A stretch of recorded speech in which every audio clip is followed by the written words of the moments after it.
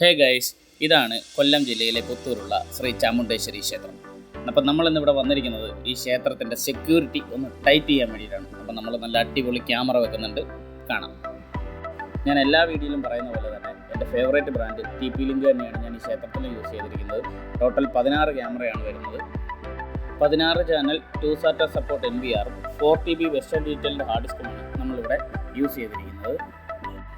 നല്ല ലോങ് സൈഡിലാണ് ഓരോ ക്യാമറയുടെ പൊസിഷൻ. അതുകൊണ്ട് തന്നെ നമ്മൾ ഉപയോഗിച്ചിരുന്ന ഫയറിങ്ങും പൈപ്പിങ്ങും ഒക്കെ നല്ല ലോങ്ങിലോട്ടാണ് വലിച്ചിരിക്കുന്നത്.